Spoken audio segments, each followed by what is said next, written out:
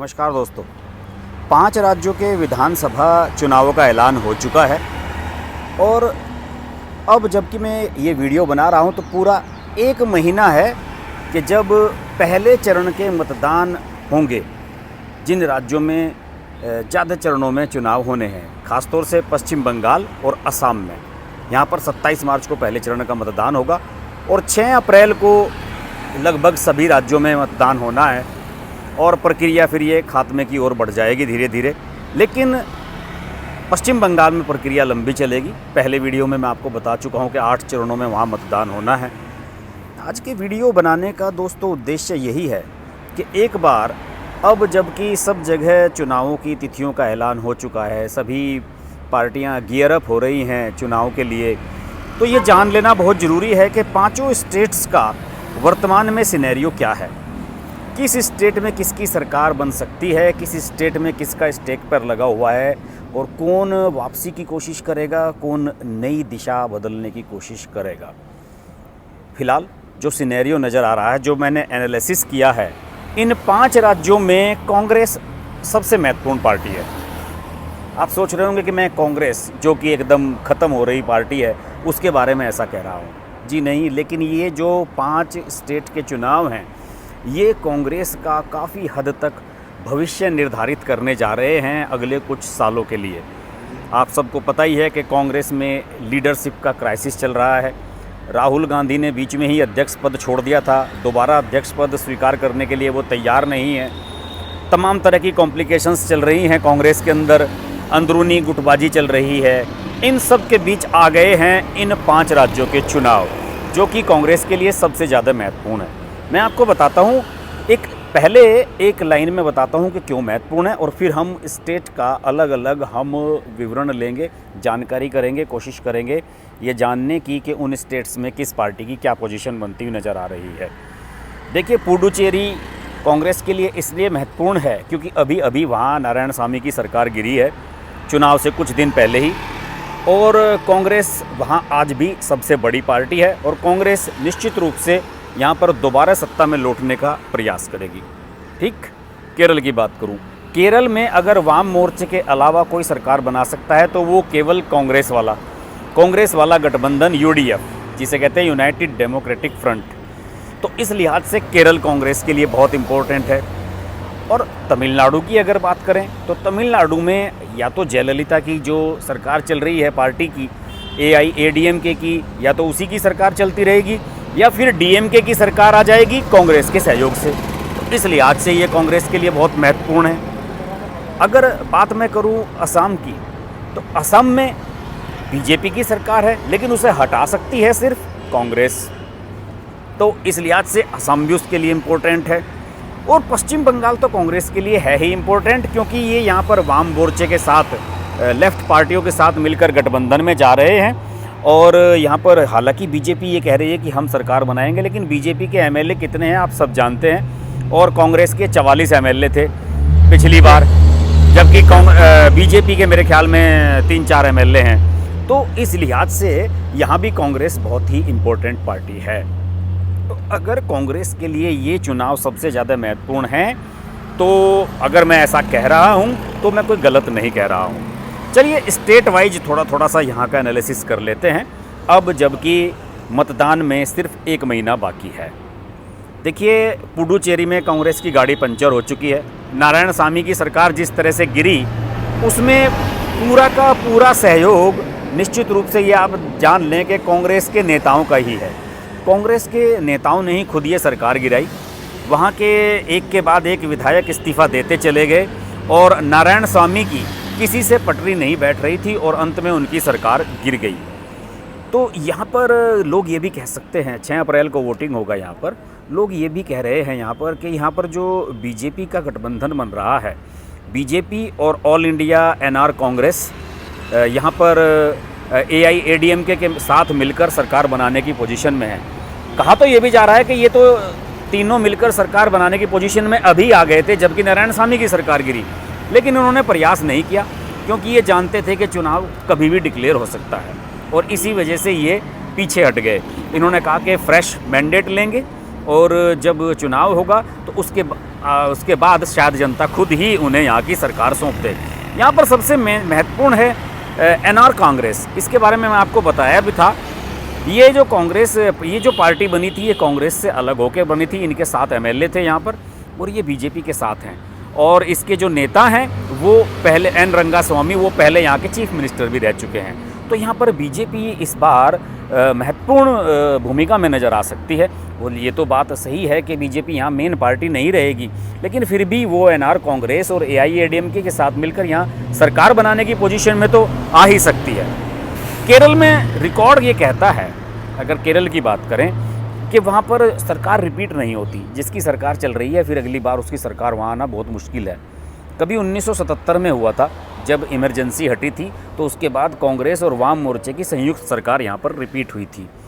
लेकिन इस बार जो पी विजयन की सरकार चल रही है वाम मोर्चे की, एलडीएफ जिसको कहते हैं, लेफ्ट डेमोक्रेटिक फ्रंट, उसके सामने थोड़ी सी मुश्किलें कांग्रेस पैदा करने की कोशिश कर रही है। क्योंकि कांग्रेस ने 2019 के लोकसभा चुनाव में बढ़िया सफलता यहाँ पर हासिल की थी। और ये भी जानते हैं आप कि वायनाड, जो राहुल गांधी जहाँ से सांसद हैं, वो भी केरल में ही हैं। तो केरल यहाँ पर बहुत ही इम्पोर्टेंट स्टेट है कांग्रेस के लिए। और कांग्रेस यहाँ पर ये कोशिश करेगी कि किसी भी तरीके से सरकार बनाई जाए यहाँ पर मिलकर, क्योंकि पी विजयन की जो सरकार है उसे गोल्ड स्मगलिंग और तमाम तरह के विवादों की वजह से परेशान होना पड़ा है। हालांकि उनका ये कहना है कि हमें केंद्र सरकार परेशान कर रही है, एनआईए, ईडीए, कस्टम्स, इनकी दबिश उन पर पड़ रही हैं और वो हमें परेशान कर रहे हैं। बीजेपी का सिर्फ 1 एमएलए है और बीजेपी इस बार ये कोशिश कर रही है कि यहाँ पर अपने 5-10 एमएलए बनवा लिया जाए। हालांकि उनका सोच तो ये है कि यहाँ पर हमारे कम से कम 30-35 एमएलए बनने चाहिए, लेकिन ऐसा होता हुआ नज़र नहीं आ रहा। बीजेपी यहाँ पर 2026 के चुनाव के बारे में तो सोच सकती है, लेकिन फ़िलहाल तो मुकाबला यहाँ पर एलडीएफ और यूडीएफ के बीच में ही होगा।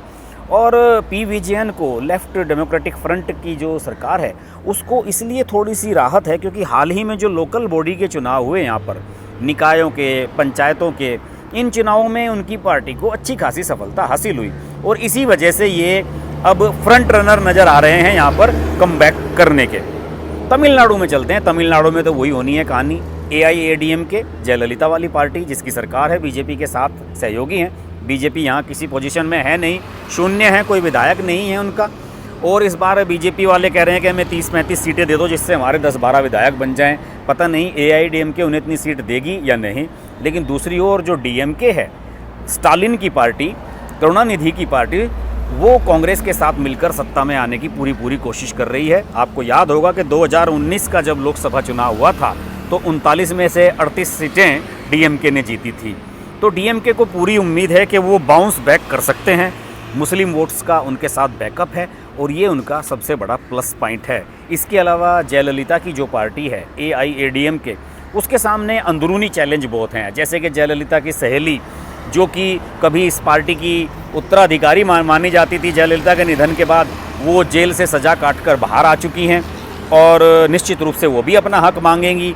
और अगर उन्होंने अपना हक मांगा और वो अलग चुनाव लड़ी, एआईएडीएमके में उन्हें उनका हक नहीं मिला और उन्हें अलग चुनाव लड़ना पड़ा, उनकी एक पार्टी भी है जो उनके एक रिश्तेदार दिनाकरन ने बनाई हुई है, अगर उस पार्टी ने अकेले चुनाव लड़ा तो ये एआईएडीएमके को नुकसान होगा, क्योंकि थेवर बिरादरी के जो जाति के वोट हैं वो सबसे ज़्यादा शशिकला के साथ हैं। तो यहाँ पर सिनेरियो ये है तमिलनाडु में। असम के बारे में बात करूँ मैं तो 126 सीटों पर 3 चरणों में मतदान होना है। 27 मार्च को पहले चरण का और फिर 1 और 6 अप्रैल को यहाँ पर चुनाव होना है। कांग्रेस यहाँ पर सबसे ज़्यादा मिस करेगी पूर्व मुख्यमंत्री स्वर्गीय तरुण गोगोई को। तरुण गोगोई लंबे समय तक यहाँ कांग्रेस का फेस रहे, बड़ी पहचान थी उनकी। और बीजेपी के सामने दबाव ये है कि 2016 में जब उन्होंने सरकार बनाई यहाँ सर्बानंद सोनोवाल वाली, तो बीजेपी के सामने ये भी एक मौका है साबित करने का कि 2016 की जो उनकी जीत थी वो कोई तुक्का नहीं थी। यही वजह है कि वहाँ पर कंटिन्यूअस जितने भी बड़े बड़े प्रोमिनेंट लीडर्स हैं वो लगातार वहाँ पर मीटिंग्स कर रहे हैं। नरेंद्र मोदी, अमित शाह, जेपी नड्डा बार बार वहाँ जा रहे हैं।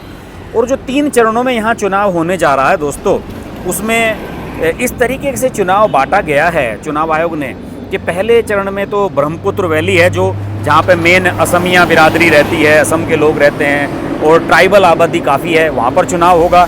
फिर बराक वैली, जहाँ पर बंगालियों का बोलबाला है, और फिर पश्चिमी इलाका जहाँ पे अल्पसंख्यक और बोडो आबादी ज़्यादा है। तो इस लिहाज से यहाँ पर चुनाव होगा। और 27 मार्च को जो है पहले चरण में वो टी बेल्ट में चुनाव होगा। और यहाँ पर जो बिहू का उत्सव है हर साल मनाया जाता है, वो अब थोड़े से समय बाद है और उससे पहले ही यहाँ पर चुनाव संपन्न हो जाएगा। तो फिलहाल स्थिति ये बनती आ रही है कि यहाँ पर बीजेपी के सामने थोड़ा सा अगर चैलेंज बनेगा, वो ये बनेगा कि जो असम के निचले इलाके हैं, यहाँ पर जो एनआरसी का रजिस्टर हुआ था और उसका जो सर्वे हुआ था पिछले साल, उसके बाद से यहाँ पर उसको रजिस्टर को अपडेट नहीं किया है और लोगों में बेचैनी का माहौल है कि भाई मेरा क्या होगा, मेरा क्या होगा। इसे लेकर थोड़ी सी लोगों में नाराज़गी है, जो बीजेपी के लिए चैलेंज बन सकता है। अलबत्ता कांग्रेस ने तो अपना बड़ा दांव खोल दिया है। उन्होंने जो बदरुद्दीन अजमल की पार्टी है AIUDF, जिसके 13-14 विधायक हैं, मुस्लिम्स में उनकी अच्छी घुसपैठ है, उनके साथ उन्होंने समझौता कर ही लिया है। और उन्हें पूरी उम्मीद है कि मुस्लिम वोटों के सहारे वो बीजेपी को CAA और NRC के मुद्दों पर घेरते हुए सरकार बनाने में सफल रहेंगे। पश्चिम बंगाल के बारे में तो कितने वीडियो मैंने बनाए हैं, लेकिन कुल मिलाकर मैं यहाँ यही कहना चाहूँगा पश्चिम बंगाल के बारे में कि 294 सीटें हैं और इसमें बीजेपी कोशिश कर रही है कि मैं 3 से 200 हो जाऊँ।